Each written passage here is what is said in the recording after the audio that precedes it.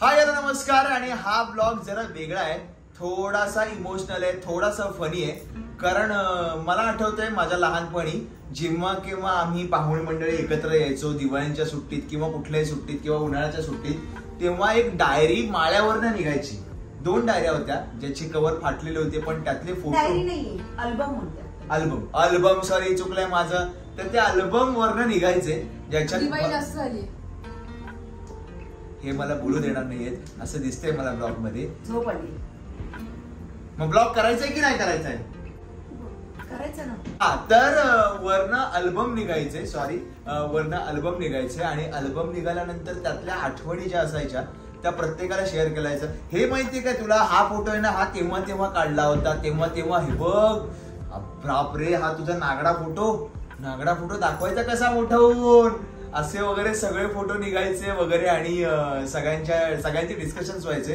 आणि मग ते खूप प्रेमाने पुन्हा एकदा त्या माळ्यावर जायचे आणि मग ते पुढच्या वर्षी पुन्हा निघायचे. सो आता माळ्यावरचे फोटो आता मोबाईल मध्ये आले, त्यामुळे त्यातली गंमत आपण कुठेतरी हरवतोय.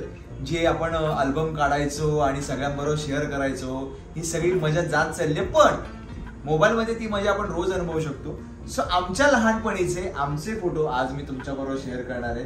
ते थोडेसे वियर्ड असतील, ते थोडेसे फनी असतील, ते थोडेसे कॉमेडी असतील, ते थोडेसे क्यूट असतील. असे सगळे फोटो या ब्लॉग मध्ये तुम्हाला पाहायला मिळतील.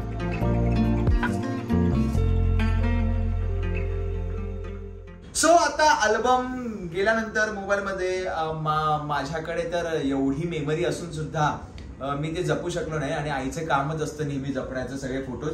सो आईने तिच्या मोबाईल मध्ये फोटो जपले आणि तिला म्हटलं की ते फोटो पाठव. सो तिने ते फोटो पाठवलेत आणि काही श्रद्धाने पाठवलेत. मुली असतातच अशा छान सगळ्या गोष्टी जपणाऱ्या, आणि मुलं असतातच अशी की असं सगळं सांगणारी.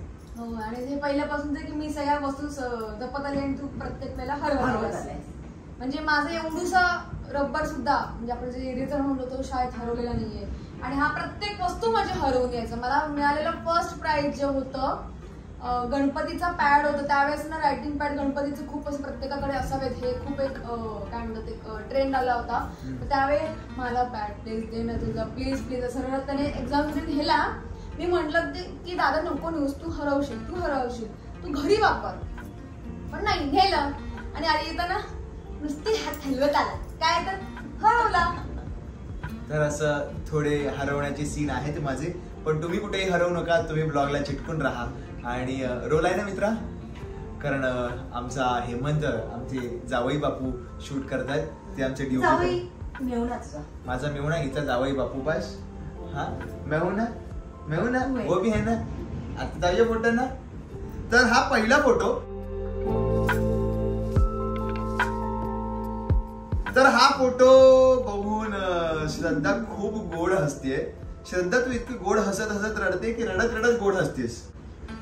ते थोडस मला असं एकदम लाईटली आठवते. रडून झालं होतं माझं काहीतरी. आणि मग नंतर आई जबरदस्ती फोटो काढत होती, म्हणून मी त्याचा टेडी बेअर वगैरे धरला होता आणि हसलीये.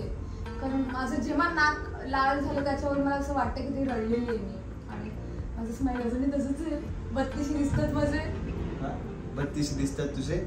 आणि असे 32 लोकांना दाखवत राहा, कारण ही 32 छान दिसते तुझी. बाकीच्या दातांबद्दल माहितीये.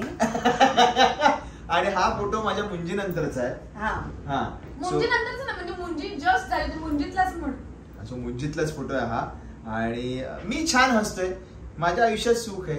कारण त्याला आहे एक मोठं, ह्याचे दात सगळे किटके होते आणि ह्याला लाज वाटते ते फोटो दाखवायला वगैरे, म्हणून हा ह्या पद्धतीने हसतोय. हो आई. हो, तुझे दात किडलेले होते. किडके आता त्यांचं म्हणजे अक्षरशः सडून असे अर्धवट झालेले वगैरे दात. तेवढे नव्हते आई. फोटो आहेत तेवढे फोटो आहेत. तो फोटो तर ह्याच्यामध्ये नाहीये, कारण की तो फोटो तू नेहमी नाही काढायचं. माझे खिडकी दात नाही दाखवायचं. असे माझ्याकडे अजून असतील फोटो. असतील?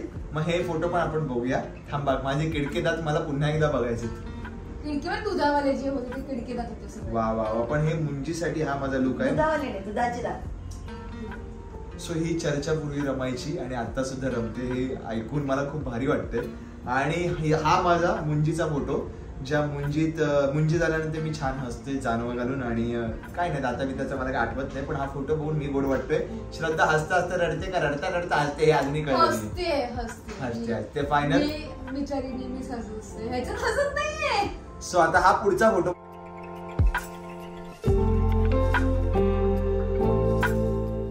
हे चांगलं आठवते, मी 4th स्टँडर्डला होते आणि तो फ्रॉक कितीही जुना झाला म्हणजे अक्षरशः तो टाकून द्यायची वेळ आली तरी मला टाकावं सोडत नव्हतं, कारण इतका फ्रॉक म्हणजे आवडायचा. काय त्याच्यामध्ये इतकं विषय सुद्धा माहिती नाही मला, पण अक्षरशः आई म्हणायची अगं टाकून दे, तो टाकून दे, फाटायची वेळ आली टाकून दे, पण तरी मला टाकायचं नव्हता आणि त्याच्यावरतीच मी फोटो काढलेला.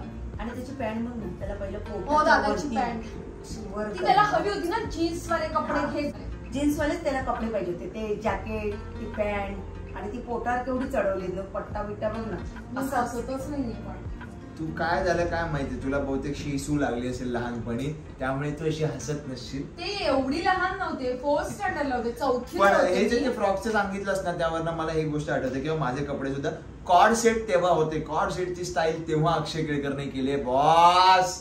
आता आलेली स्टाईल म्हणजे तेव्हा अक्षय केळकरने केल्या पोटावर ते पण एकदम काय म्हणतात कोरियन स्टाईल तेव्हा मी इन्व्हेंट केलेली आहे ही स्टाईल, त्यामुळे खतरनाक स्टाईल झाली. पण आता मला एक गोष्ट आठवते हिच्या बोलण्यावरनं की तो एकच फ्रॉक जपून ठेवायचा किंवा हा एकच कपडा सगळीकडे घालायचा सगळ्यांच्या ह्याच्यात. ती आता गंमत गेली यार. दिवाळी आल्यानंतर ते कपडे घ्यायचो मी. मला आठवते एका ऑरेंज कलरच्या पॅन्ट साठी कार्गोसाठी मी अख्खा आईला ठाणं फिरवलं होतं आणि त्या पॅन्ट साठी त्या दुकानात जाऊन ते शॉपिंग करा, त्याचे रेट कमी करा. ही सगळी गंमत आता ऑनलाईन शॉपिंगमुळे किंवा चल आता वाटलं कपडे घेऊया, चल ना आता शॉपिंगला जाऊया, ही तर नवऱ्याला त्रास देतच असते. अजिबातच नाही असं मला वाटत असलं तरी नाहीये असं. हा मी माझं मी सगळं घेते, तो बिचारा स्वतःहून टाईप असं सरप्राईज. मुद्दा हा आहे की ते आपण जाऊन लगेच विकत घेतो. हा आता थोडीशी ती गंमत मिळालेली आहे. आणखीन त्याच्यावरती सांगते, ह्याला दिवाळीत नेहमी कपडे मिळायचे आणि ह्याचा बर्थडे हा मार्च मध्ये असल्यामुळे त्यावेळेस पण मिळायचे. पण मला असं असायचं की तुला दिवाळीत नवीन कपडे हवे का तुझ्या बर्थडेला नवीन कपडे हवे, कारण की दिवाळी झाल्या झाल्या लगेच माझा बर्थडे असतो. म्हणून आईचं असायचं तू एक काय ते चॉईस कर, मी तुला नवीन कपडे घेईन, मग ते दिवाळीत घाल किंवा ते बर्थडेला घाल किंवा पण त्यावेळेस तेवढी अक्कल नसते ना, ते बालिशपणा असा पण खूप लहान असतो. पण मला हीच गोष्ट वाटते की त्यावेळी खरं तर गंमत होती. पण दादाला दोन्ही वेळेस मिळायचं आणि मला एकच मिळायचं आणि तेव्हा मी हट्ट केलेला की दादाला जर कार्गो हवी आहे तर मला पण हवी आहे. हे दुःखच वेगळं आहे, हे दुःखच वेगळं आहे आयुष्यात, पण सुख हे आहे. तेव्हा ड्रेस वगैरे मिळाला की किती आनंद व्हायचा. आता तसं आनंद येतो का. म्हणून मी म्हंटल की ही म्हणाली ना की 4 वर्ष ती तो ड्रेस वापरत होती, त्यात खरी गंमत होती. 4 वर्ष मी पोटावर जी पॅन्ट घालत होतो त्यात खरी गंमत होती. आता जाऊया पुढच्या फोटोकडे.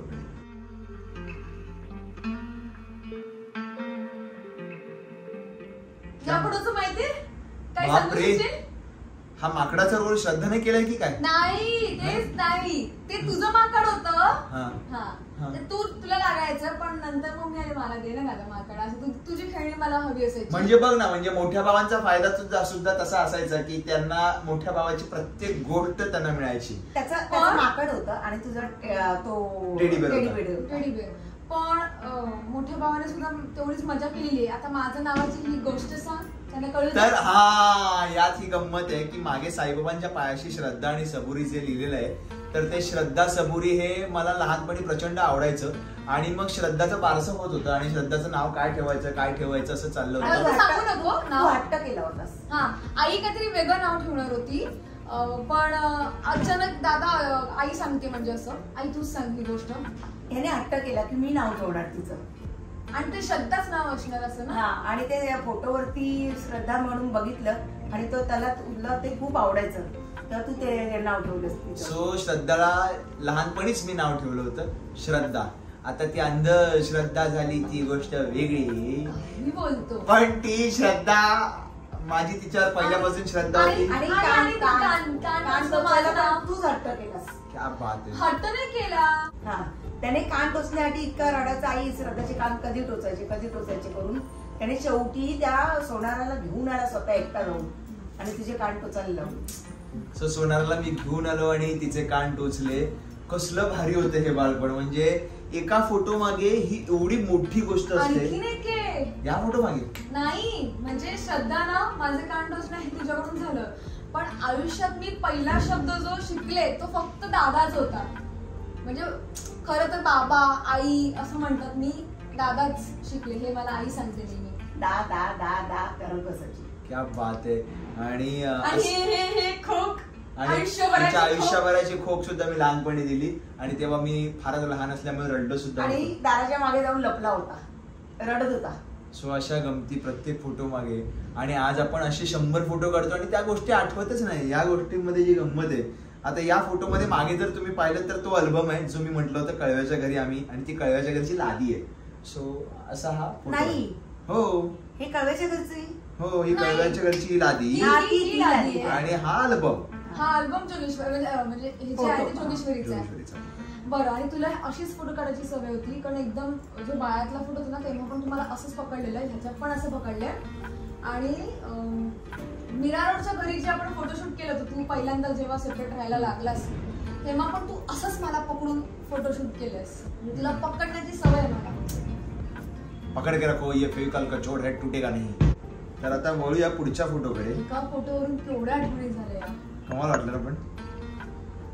आणि हा फोटो हाच फोटो मी बोलत होते.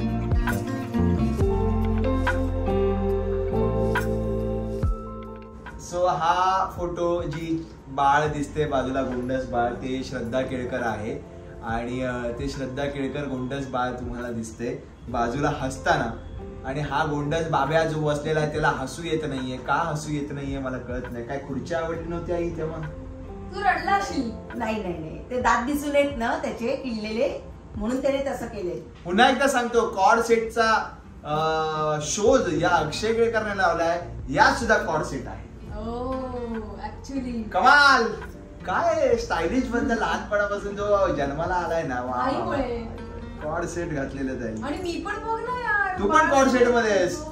आणि मुलगी म्हणून कोणीच मला नाही. एकतर आई मला कंटिन्यू 5वी पर्यंत वगैरे ना ते काय म्हणतात जेंट्सचं काय सलून, हा म्हणजे मेन्स पार्लर मध्ये ती जाऊन सतत दादा किंवा पप्पांबरोबर आई तिथेच तेव्हा पाठवायची. ऑप्शन्स नव्हते. तेव्हा पार्लर मध्ये म्हणजे मी आताही फार स्किन केअर वगैरे फार करत पार्लर म्हणून नाही, केस वाढवू नको, केस वाढवू नको. अरे पैसे वाचवायचे तेव्हा, खरंच पैसे मुलांचा कुठला वाचवायचे. कट, पैसे वाचवायचे. आणि मुलांचा कुठला कट तो काय म्हणतात तोच कायम कट असायचा. जो आता 4th स्टँडर्डचा पण फोटो बघितला कायम तोच. मुलगाच होते मी.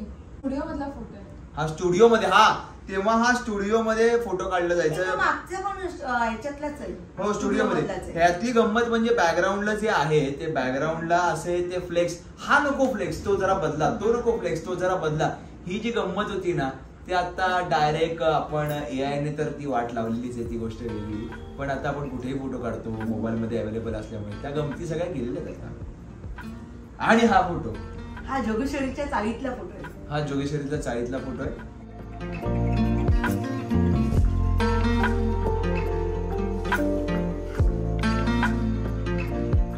चाळीतला फोटो आहे. आणि मामाची माझी गाडी होती ही यामाहा RX 100 आणि आणि हा ड्रेस अक्षय ते तुझा होता. तो हा ड्रेस तुझा होता. नंतर तो जपून ठेवला. आणि नंतर मला वापरला. तो सुद्धा मी असा रस्त्यावर घेतला होता 80 का 90 रुपयाचा. तेव्हा 80-90 रुपये. आणि वेल्वेट वाला ना, वेल्वेट वाला फुल ड्रेस. सो पूर्वी ही पण गंमत होती की मोठ्या भावंडांचे कपडे लहान भावंड घालायची. आणि हा ड्रेस मी कोणाला दिला होता माहिती? नंतर अथर्वला दिला होता. म्हणजे माझ्या मावशीच्या मुलाला दिला होता. सो बाईकवर असं बसायचं आणि मध्ये भोम भोम भोम करायचं माझ्या आणि सहित, तुझ्या सहित. आणि ती गंमत. तरी ह्यातला अजून एक फोटो नाही दिसते. त्या बाईकवरून तू उतरलास आणि मला उतरताना तुला उतरवता येत नव्हतं पण तू असं करून उतरवल्यास. सो या छान छान आठवणी की मोठ्या भावंडांचे कपडे छोट्या भावंडांना यायचे, गाडीवर बसायचं आणि भ्रूम भ्रूम करत स्वतः गाडी इमॅजिन करायची. आणि आता गाडी चालवताना असं होते यार कुठे गाडी चालवू काय करू. आणि तेव्हाच्या गोष्टी प्लस कोणी बाईक चालवत असेल तर त्याला उलट बसवायचं. ही कुठली हाऊस हे आता खरंच रिअलायझेशन होतं की काय हे असं वाटतं ना ते दिवस पाहिजेत. ते दिवस पाहिजेत. हा बघा तर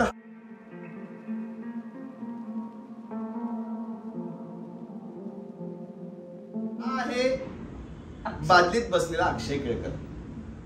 हा आता नंगू होता की पंगू होता का माहित नाही, नंगू होता. आणि हा आम्ही जेव्हा जोगेश्वरीच्या चाळीत राहायचो, म्हणजे आईची आई राहायची, तेव्हा उन्हाळ्याच्या सुट्टीत काढलेला हा फोटो आहे. आणि तेव्हा आम्ही असं घराबाहेर त्या कॉमन वॉशरूमच्या बाहेर आम्ही आंघोळी करायचो. याच्यात तुझी दात दिसतात, किडलेले दात दिसतात. आणि असं छान तिथे सुद्धा असं आता काय मुलांना बसून काढतील फोटो. आता टब आले, ते वेगवेगळे ट्यूब झाल्या, आता मस्त स्विमिंग पूल झाले. आम्ही तेव्हा बादलीतलं स्विमिंग पूल, बादलीतले वॉटर पार्क, बादलीत सगळ्या गोष्टी, असा प्रत्येकाचा मला माहिती तुमच्या लहानपणी जे 90s किड आहेत ना, त्यांचे सगळ्यांचे बादलीतले फोटो असणार आहेत. ते त्यांना आयुष्यात बांधणार नाहीये.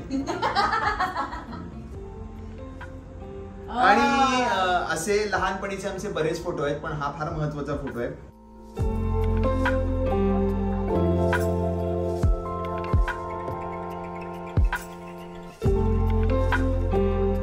आमचं जिथे लहानपण झालं, जिथे आम्ही वाढलो, जिथे लहानाचे मोठे झालो, श्रद्धाच्या जन्मापासून ते श्रद्धाच्या लग्नापर्यंतचा प्रवास जिथे आम्ही केला, जिथे मी मोठा झालो, जिथे मी चित्रकला शिकलो, जिथे मी ऍक्टिंग फील्ड मध्ये गेलो, तिथे मी ड्रॉइंगचे क्लास घेतले, श्रद्धाने ड्रॉइंगचे क्लास घेतले, आईने घेतले. जिथे आम्ही वाढलो ते आमचं हे कळव्याचं घर सोडतानाचा हा एक शेवटचा फोटो. फार इमोशनल मुवमेंट होती आमच्यासाठी. आणि आई, मी, श्रद्धा आम्ही खूप रडलो होतो. सो हा कळव्याचा आठवणीतला फोटो कायम राहणार आहे आणि प्रत्येक गोष्ट कळव्याची आमच्या आयुष्यात आठवण म्हणून राहणार आहे. सो हा कमाल गोड फोटो. आणि हा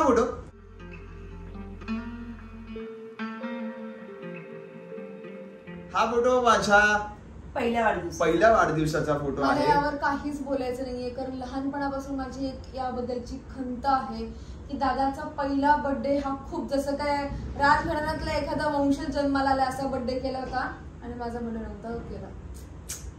आणि तेव्हा 5 किलोचा केक आईने आणला होता. बापरे, तेव्हा 5 किलोचा केक. हत्तीवरून साखर वाटली होती. नाही, हत्तीवरून साखर नव्हती. एवढा नव्हती. नाही, पण तू हत्तीवर बसला होता. तो हत्ती आला होता त्यावेळेला. तो हत्ती आणि तो कोण वर बसायचा, तो कोणी हत्ती चालवणारा, तो त्याला आम्ही थांबवलं. आणि त्यावेळेला त्याला काहीतरी याचे फोटो काढण्यासाठी 10 रुपये फक्त दिली होती आम्ही. म्हणजे आताची जवळजवळ 500 रुपये झाली ना. 500 रुपये असतील. पण मी हत्तीवर बसलो होतो. हत्तीच्या अशा मोठे माझे बर्थडे सेलिब्रेट झाले. सो हा पहिला बर्थडे कट होते. मला नाही बोलायचं यावर प्लीज. हत्तीचा फोटो बघायला पाहिजे. सो याच्यात बघा, मी फोटो काढणाऱ्याकडे बघतोय की भाई बराबर निकाल राय की नाही. कॉर्ड सेट तेव्हा सुद्धा आहे. हा जो ट्रेंड केलाय ना मी, सेट वाय. आणि माझे खरोखर आताही मी हे छोटे केस ठेवतो म्हणून मला हे आवडत होते ना. आईने माझी फॅशन जपलेली आहे. आई बघा ना किती छान, आजताही छानच दिसते, पण तेव्हा केवढी बारीक. क्या बात आहे आई, वाटत नाही तुला. हो, तुझ्यासारखी बारीक होती. आणि माझी कर्ली हेअर आता माझे मोठे वाढले की असे एकमेकात गुंतत असेच केस होते. किती इनोसंट आहे. एवढे मोठे डोळे होते. मी जसा मी मोठा होत गेलो तसे माझे डोळे बारीक होत गेले की काय मला कळत नाही. तेव्हा तर सो अशा प्रकारे आमच्या आणि बाकीच्या हे छोटे फोटो. आणि हा फोटो जिथे आत्ता आम्ही बसलोय, हे माझं पहिलं घर, मुंबईतलं पहिलं घर जेव्हा माझ्या ताब्यात आलं, तेव्हा ही आईच्या चेहऱ्यावरची खुशी, माझ्या चेहऱ्यावरची खुशी आणि श्रद्धाच्या चेहऱ्यावरची आता खुशी दिसते तुम्हाला.